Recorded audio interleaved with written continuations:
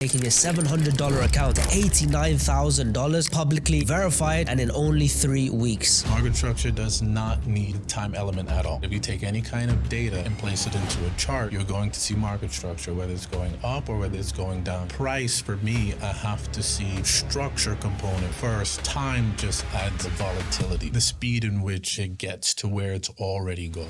Dave is a short-term scalp trader focusing on market structure, but the crazy thing is he believes the market is completely fractal and not bound by time, meaning he would trade down to the 1 minute time frame, the 30-second time frame, and even lower. There's one setup that I choose to take each and every day that I can depend on, because that setup gives me 3 to 5 opportunities around this particular POI. This is where price tends to mitigate a specific. As price is making higher highs and higher lows, trading to a supply, you should at least have 4 higher highs, 4 higher lows before price actually turns and goes the other way. If I don't have those 4 swings as of yet, then I'm not looking to take an entry from that supply. Backtest it. Anybody can go and look at it. Run the data on it. Come back and tell me I'm a liar. But you're going to see it on every pair in any market. How are you defining liquidity pools in the market? Because there's a long list. It could be just an M1 build-up. It could also be a trend line, previous day high, previous week high. And that long list can also mean, well, there's an opportunity in every single one of them. Do you believe every single zone that could be liquidity is worth trading, or do you prioritize a list of a few? So I would say that. Ladies and gents, welcome back to another episode. I'm joined by Dave. He's flown in to be here today, and I think we're going to have a technical deep dive. I want to start off right away with something controversial. I get a little bit of comments of how you're trading the M1 time frame. That M1 is noise. The lower time frame, you can't make sense of it. H1 and above only. My man, you're down in the seconds time frame. So with the fractal nature of the market, which I'm a complete believer in, do you not feel like you took it too far going down to the seconds time frame? I mean, when you're the Jordan of trading, you tend to be able to do anything, do what most can. But what I will say is M1 isn't noise. It's just you have to understand the bigger picture. So M1 is pretty easy to trade if you understand where price is going, but you need that higher time frame overhead to be able to operate on M1 a little better. When you are building a narrative, let's say a playbook of an A+ setup for you, can you walk me through the steps you come to your screen, and what are you looking for, and do you do a top-down analysis, or you write down to the lower time frame? Top-down is very, very important. Top-down is essentially your compass. If you don't know where price is going, it's easy to get lost on any little impulse going one way or another. Most people tend to chase what they call displacement, and then their profits end up being displaced. So for me, what I like to do is go to the daily time frame, look at where we are in the daily. Are we within a daily wick? Some people might refer to a rejection block. Are we in a daily fractal? Are we in a daily supply, demand? Whatever it is, I look for that. Then I go into the 4-hour and look at what the 4-hour is doing. Is a 4-hour wicking? Has the 4-hour swept something? I might go into the 15-minute and see, have we had a closure above or below wherever it is that price is looking to go directionally? And then on the 1 minute, what I'm doing is trading in that direction of wherever I am in that daily time frame. When you are connecting these time frames together, apart from where you are, let's say wick-wise or point of interest-wise, are you also factoring in market structure and trend? So market structure is the crux of what I trade. I don't believe that you should do anything outside of market structure. Market structure lets you know the side of the market that price is more efficient on.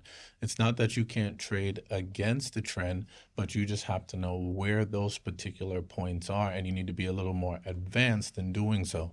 But if you, as they say, the trend is your friend. If you stay on the side of the trend, it's a lot easier to just get in and get out, take your money, and then go about your life. When you are kind of doing a hypothesis of trend analysis, and it's kind of conflicting, where the daily might be bullish and the M15 bearish, and you don't have alignment in all the time frames, are you waiting for now M1 zones to come and then working your way up, or is it you wait for the daily zone first and then work your way down? So I generally wait for something that's a little more in between. Okay. If I'm in a daily zone, I understand that price may need 2 4-hour candles, 3 1-hour candles in that daily zone in order to shift. We know it as a Got it. 3 bar pattern, right? Okay, so So basically, you're not taking the first M1 break of structure in a daily zone no, and yeah, hoping it yeah, replicates. no. Some people try to get in on a 5 second zone and try to take it to an hourly POI, and I don't believe Yeah. in that. You definitely have to wait for price to consolidate and then shift, but you need first a sweep, a manipulation, and then you trade in the direction that price is going in. Beautiful. Just from the prep of the show with the team, I see that we are aligned in many ways, but probably some areas that maybe we can have a bit of a debate, which I look forward to.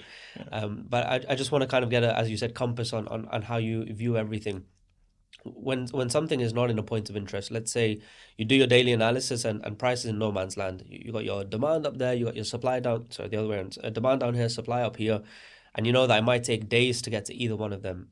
Are you still considering the higher time frame if it's not in a pivotal moment? Well, what we have to understand about the fractal nature of price is that we are always in a point of interest. It just depends on what time frame that Okay. point of interest is. So the point of interest that we currently are in, like you mentioned, it might be in no man's land. That might just be something that's pivotal in price to send it back as a retracement before it moves towards maybe the supply that's up above or the demand that's below. But we are always in a point of interest. It just depends on it is on that time frame. How do you qualify in your own terms a quality point of interest as opposed to any old a higher high, seeing that as a supply or rejection zone, but it's against the trend, let's say. What is a quality POI for you? So a quality POI is more of a previous range. That is the only thing that I use. Meaning previous consolidation. No, this would be that price broke up above a previous swing high. So we get a swing high, we get a swing low, and then now we have the current swing high that's put in. That breakup structure, from the breakup structure to the low, that is the previous Got it. range. So I'm expecting price to drop back into that previous range by about 30, 50, or 70%, somewhere within there. Okay. And then I'm looking to trade price back to the high that it retraced from. So you're not just trading every new push in the market, it's the original first push in the market that caused the breakup structure. Yes, Okay. because that's higher in quality. I always talk about the pullback being where your profit is. So most people see it as catching a falling knife. They prefer to trade a breakout. But at the pullback, you're able to reduce your risk to a lot smaller than the entire range that's there. And then it allows for your reward to be higher. And you mentioned fractal, but this initial break of structure and change in state, therefore, and then a larger targets. Of course, there's the falling knife kind of view, but it's also like you got so much upside left. Yeah. What time frame are you gauging this on? So it's on everything usually is on the 1 minute, the 3 minute, and that's because if we understand that price is fractal, we could zoom out on a 1 minute chart and we can see the weekly highs and lows from it. So Yes. my chart tends to be pretty zoomed out, and I understand that we might be breaking up above a 15-minute down candle just based on maybe the time of the candle and the candle, the way it ended, that maybe let's say 10:15, 10 as a bearish candle. The open up 10:15, as long as we get up there and close by the time 10:45 comes, then I know we're trading up above that down candle. Does this imply you find importance in time of day, the correlation of time and price? For me, I'm known as price then time. And the reason why is because if you trade market structure does not need time. It does not need the time element at all. It may be for trading some of these asset pairs, but if you take any kind of data and place it into a chart, you're going to see market structure, whether it's going up or whether it's going down. You can take a business revenue that comes in, and you can see when their business revenue is breaking structure, when it's looking to trade back into that structure, and when it's going short, when it's continuing in free fall. So price, for me, I have to see the structure component first, and time just adds in the volatility part. It's just the speed in which, it gets to where it's already going. I think that makes sense where nothing magical happens at a specific time in the day. I think time of the day represents higher probability moments because there's increased volatility or increased manipulation, liquidity, and these things usually skew towards more probable opportunities. Mhm. Either way, are you utilizing time to discriminate? Let's say it's not something that you use as a confluence to get in, but you'll also use time to say, okay, these time zones is not for me. An Asia range, let's say, for example. So Asia is where I became profitable. How That interesting. yeah, Okay. yeah. That Asia taught me the market. Asia taught me the different trend changes in the market. Asia is always within a range, but if we understand the fractal nature of price, price is still trending in ranges. So when you Mm-hmm. take Asia and you place it on maybe a weekly time frame, a daily time frame, you're going to see some of the same elements of that range that's in Asia Yes. in those higher time frames. So Asia taught me the fractal nature of price. I can trade in Asia, I can trade in London, I can trade in New York. It doesn't matter what time or zone, what Mm-hmm. time frame that we're in. I want to take a moment from the episode to remind you of Alpha Capital, a long-term sponsor of the show, a leading prop firm in the entire industry, and in the last year they did over $50 million in payouts. That's why they are a top-ranked prop firm that's been around for years and is not going anywhere. And with the multiple step plans they have and the multiple packages that they have, there is going to be something catered specifically to your needs at the most competitive pricing. And because we have a long-term relationship with them, we are able to bring you a massive discount of 20% off all evaluations. So click the link in the description or use the code TOT to get 20% off all your funded accounts. Working with the best prop firm in the industry, Alpha Capital. Something that I say very often, more to myself and even online, there's a difference between what you can see, meaning I predict this could happen, versus what I justify as something I should trade.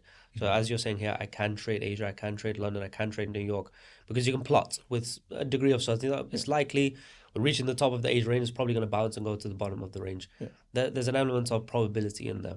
Yeah. Does that mean it's worthwhile to put risk and capital?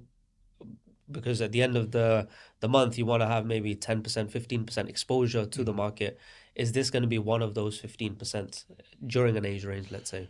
It really comes down to your experience in being able to trade ranges. Some people, ranges are not clear to them, so it's not very easy. They might call it, what is it, search and destroy, or whatever term they use, seek and destroy, I believe.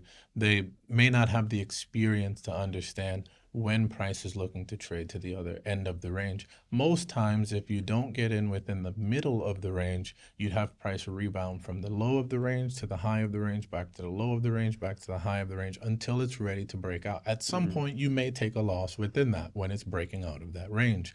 But if you look at any range, most times price sweeps the high, sweeps the low, sweeps the high, sweeps the low. It doesn't respect the supply and demand within the ranges. And I think that's where people fall short in range trading. But as far as time goes, that first hour of trading, I usually tell students to stay out. People that I'm teaching, I let them know to First stay hour of the New York Open. of the New York Open, yes. I usually tell them to stay out because that time you could see price go straight up and torpedo right down, right? There's a manipulation that does occur within that first hour.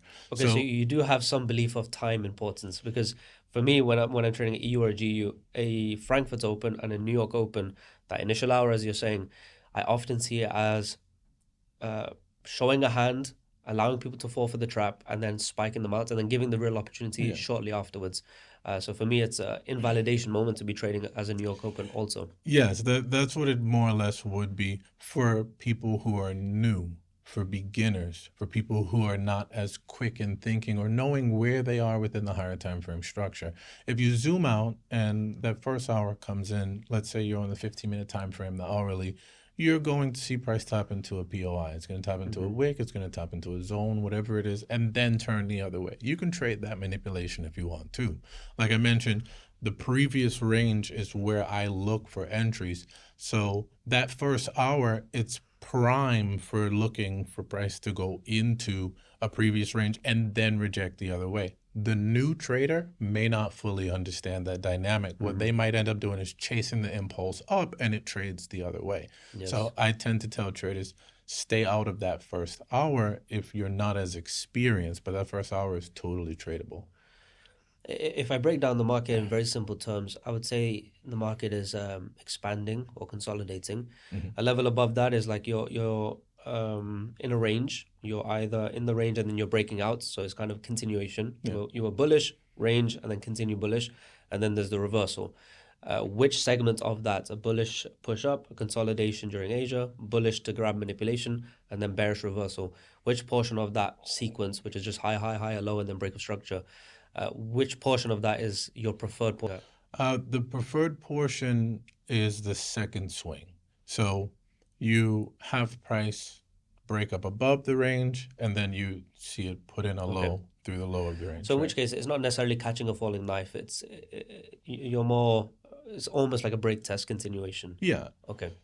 What usually happens though with something like that is that if it's breaking up above that consolidation, putting in a high, and then going back down below the low, that's only because maybe on the hourly or the daily structure has already broken. So you're trading the manipulation part of it going down into where you expect price to violate, you expect price to run. And the reason why we expect the consolidation to be ran is because the consolidation is usually happening on a zone already, and that consolidation is weakening the zone. So by the time price goes back to that zone, we expect it to trade through not only the consolidation, but the zone that it was sitting on top of as well. When it comes to trading in general, I think it's very common for people to think trading is like a business. You should know your numbers. Do you target certain KPIs, meaning a range plus or minus something of a win rate you want to be at a risk reward? And if the trade doesn't meet the criteria of, I don't think this trade will reach this risk reward, I won't take it. Do you have KPIs for risk reward, win rates, risk per trade, profit taking systems? How are you breaking down these kind of metrics?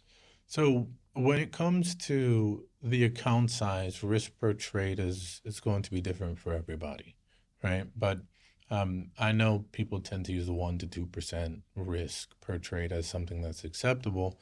For me, when I first started out trading and I actually understood what price was doing, because at the time I was trading for a need, I was using a little more size on it, 5-8% maybe. Wow. And that's essentially what people are using when they trade prop firm accounts. But that risk per trade, I was essentially risking a little more. And that's only the risk. The reward, that can be anything. It's whatever the trade actually gives you. It's how. So I could easily say, yeah, this risk reward looks like, a 1 to 3.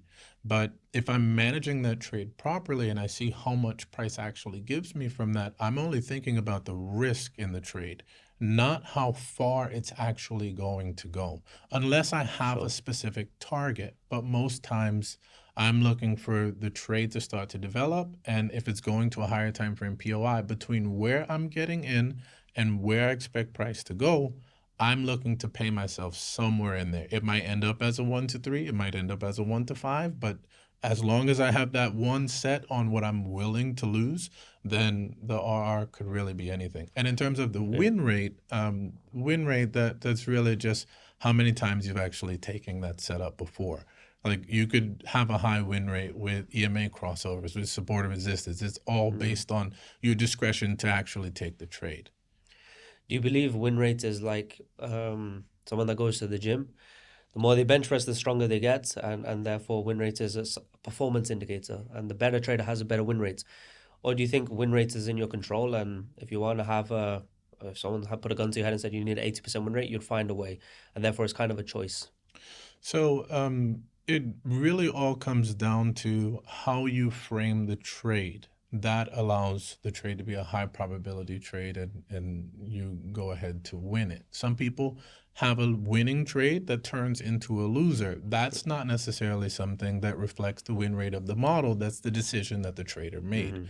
So for me, win rate, the higher the probability of winning a trade is, that is based on the higher time frame POI that you're trading out of. So as long as you have your higher time frame, that's your compass, that trade, though you might get stopped out while you're trying to find the actual position, you still have the same trade idea, expecting price to head the other way, unless it goes to your invalidation. So win rates, it can be anything, right?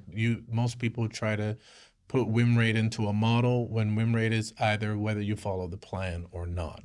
If you follow your plan more times than you don't, the reason why you made it your plan to begin with is because you saw it was a high probability plan. If you follow that more, you'll see more wins than losses. Yeah, I think the human error can ruin the data that you planned, Yes. just by emotions getting in the way. Yes. Do you have, I gather, multiple trade models within your system? Or is it kind of like one key setup that you kind of So repeat? there's one setup that I take. Now, there are multiple models that you can create through, price making higher highs and higher lows, right? But there's one setup that I choose to take each and every day that I can depend on because that setup gives me 3 to 5 opportunities that I can take all 5 of them if I want, but it's giving me multiple opportunities around this particular POI in Per order per day, per week? per day. Oh That's wow, okay. and that's not even per day. It's per occurrence on the zone itself. I call them Mm, MMs, right? This is where price tends to mitigate a specific area multiple times. It continues to tap onto it. It okay. gives about 3 taps to the left, 2 taps to the right. It breaks through that first break. That's manipulation. Then it runs that out, like kind of like inducement, as you mentioned in your own Hmm. trades, right? And then it actually trades and goes to the I opposite see. direction. So that one spot that it's breaking there, you can find that on many different time frames. You can find it on the weekly, the daily, the Mm, 4 hour, the 1 hour, and it just shows up all the time. This is price breaking the range and